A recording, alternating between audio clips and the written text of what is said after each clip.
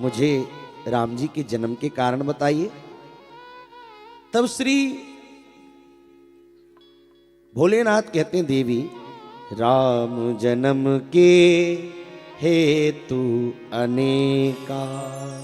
देवी राम जी के जन्म के कई कारण हैं, लेकिन मैं दो चार कारण देवी तुम्हें बताता हूं। जन्म एक दुई कहे हूं भगवान, एक दो कारण बताता हूं। पहला कारण क्या है राम जी के जन्म का? द्वारपाल हरि के प्रिय दो, जय अरु विजय जान सबको। भगवान के दो द्वारपाल जय और विजय सनत कुमारों के श्राप के कारण जिन्हें रावण और कुंभकर्ण बनना पड़ा, उनके उद्धार के लिए भगवान का अवतार हुआ। यह भगवान के जन्म का पहला कारण देवी। दूसरा कारण क्या है? कश्यप अदिति महातप कीन्हा। कश्यप और अदिति ने तप किया, जिनको मैंने वरदान दिया था देवी। तो एक कल्प में मैं, हर कल्प में भगवान के अवतार हुए हैं और हर कल्प में कारण अलग अलग है। एक कल्प में जय विजय के कारण आए और एक कल्प में भगवान कश्यप और अदिति इन दोनों ने जब तप किया तो दशरथ कौशल्या विख्याता, यही दशरथ कौशल्या बनकर आए। और एक कल्प में राम जी कश्यप अदिति के लिए जन्म लेकर आए। तीसरा कारण, एक कल्प सुर देखी दुखारे, समर जलंधर संग सब हारे। एक जालंधर नाम का राक्षस था, जिसकी पत्नी थी वृंदा, परम सती। पर कई बार किसी अच्छे व्यक्ति का फायदा उठाकर लोग गलत काम कर लेते हैं। सती वृंदा का फायदा उठा करके जालंधर ने ना जाने कितने अधर्म कर दिए महाराज। ये मरता ही नहीं था महाराज, और सबकी कौन कहे, भगवान शंकर से युद्ध करने गए तब भी ये नहीं मरा, वो भी हार कर आए। शंभु कीन संग्राम अपारा, पर धनुज महाबल मरई ना मारा। पर जालंधर मरता ही नहीं। अच्छा, कुछ जगह हम लोग जब कथा पढ़ते हैं तो मन में शंका हो जाती है। वैसे मानस में दो जगह शंका होती है। ऐसा लगता है कि भगवान अधर्म कर रहे हैं। भगवान का जन्म तो हुआ धर्म के लिए, पर भगवान क्या कभी अधर्म कर सकते हैं? यहां हम जब कथा पढ़ते हैं तो वृंदा परम सती प्रता है और उस सती का शील भगवान खंड करते हैं। और दूसरी शंका होती है लंका कांड में, भगवान आए हैं यज्ञ की रक्षा के लिए और भगवान राम स्वयं यज्ञ को विध्वंस करा देते हैं। किसका यज्ञ? निकुंबला यज्ञ। रावण का पुत्र मेघनाथ निकुंबला का यज्ञ कर रहा था और राम जी ने कहा इस यज्ञ को विध्वंस कर दो। लोगों के मन में शंका होती है कि भगवान धर्म के लिए आए हैं और धर्म को मिटा रहे हैं।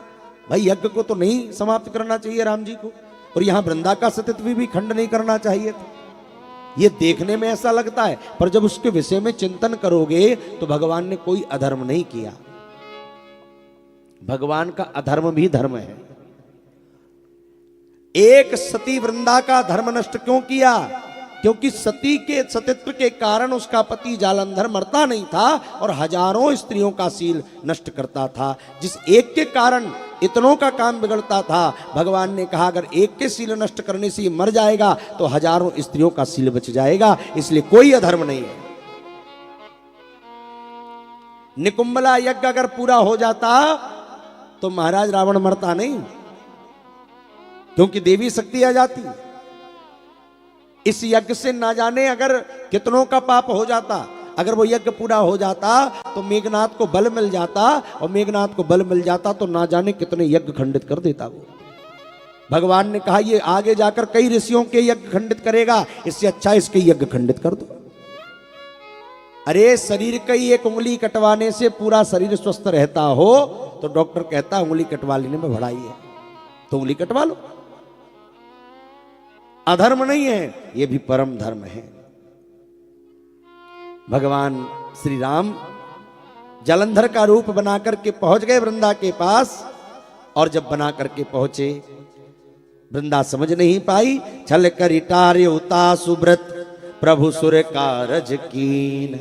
देवताओं को कार्य किया है भगवान ने, और जब ते ही जाने मरम तब श्राप क्रोप करी दीन। जब वृंदा को पता चला कि मेरे पति को मारने के लिए मेरे शील को भंग किया है, तो तासु श्राप हरिदीन प्रमाणा, उस वृंदा के श्राप को भगवान ने प्रमाणित किया। वृंदा ने कहा तुम जाकर के पत्थर रूप में बन जाओ, तुमने अच्युत किया है, अनित्य किया है, मेरे पति को मारा है। तो भगवान सालिग्राम शिला बन गए पत्थर की, और वो वृंदा ही तुलसी बनी, और तुलसी और सालिग्राम का विवाह हुआ है। इधर वही जालंधर जो है, तहां जलंधर रावण भयऊ, वही जालंधर रावण बना है। तो 3 कारण हो गए भगवान के जन्म के। अब अगला कारण भगवान शंकर बता रहे हैं, और ये कारण जैसी पार्वती ने सुना तो घबरा गई। अभी तक तो चुपचाप सुन रही है, 3 कारण बता दिए कि जय विजय के कारण राम जन्म हुआ, अदिति कश्यप के कारण राम जन्म हुआ, जालंधर के कारण राम जन्म हुआ, पर अब तीसरा चौथा कारण बता रहे हैं।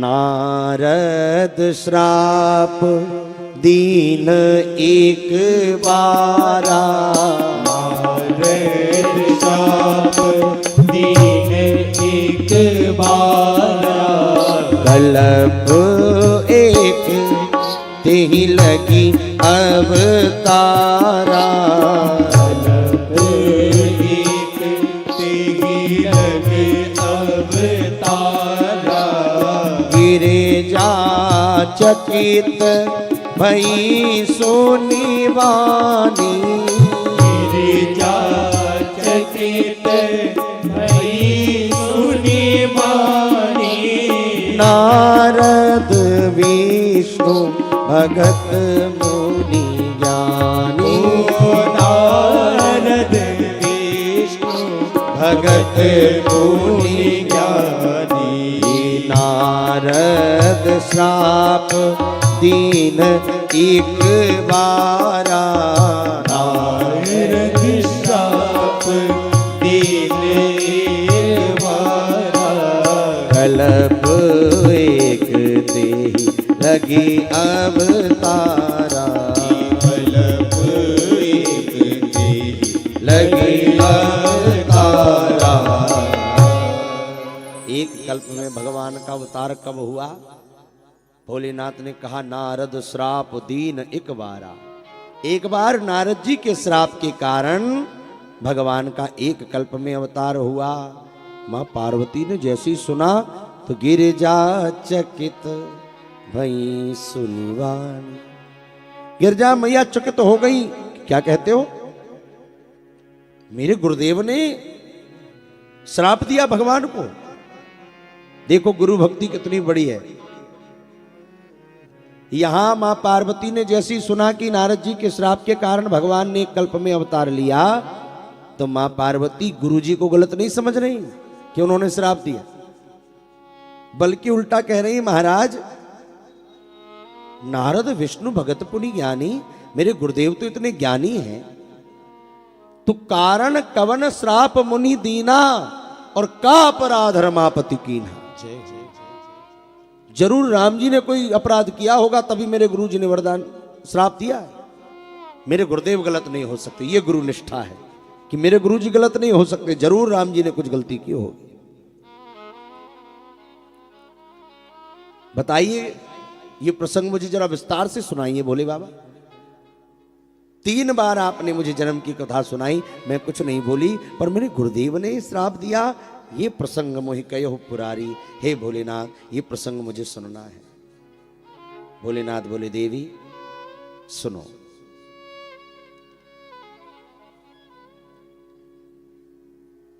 बोले बिहसी महेश तब ज्ञानी मूढ़ न कोई।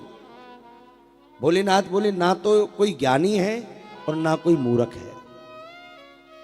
भगवान जिसे जैसा कर देते हैं वो वैसे ही हो जाता है। उस सब इस संसार में जो कुछ दिख रहा है, जिसको हम परमात्मा कहते हैं, ये सब खेल उसी का है। इस संसार की गतिविधियों पर नहीं अधिकार किसी का है, किसी का अधिकार नहीं इस संसार पर।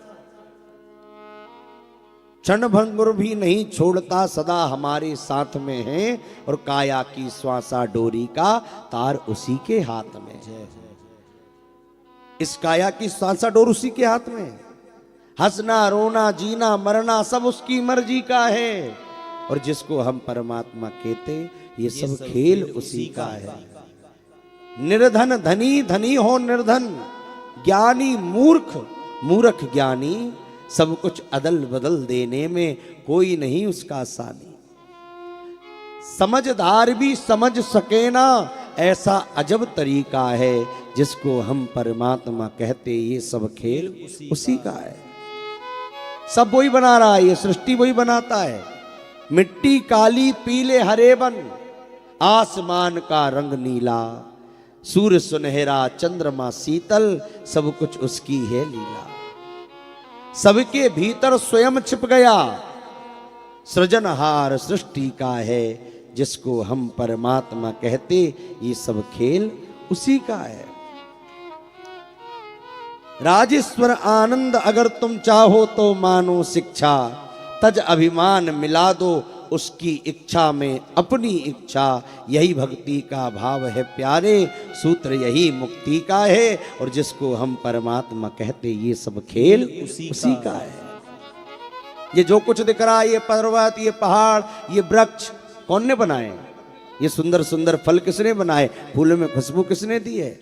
ये जितनी चारों तरफ आपको चमक दिख रही है, किसकी है? एक परमात्मा की ही है। ये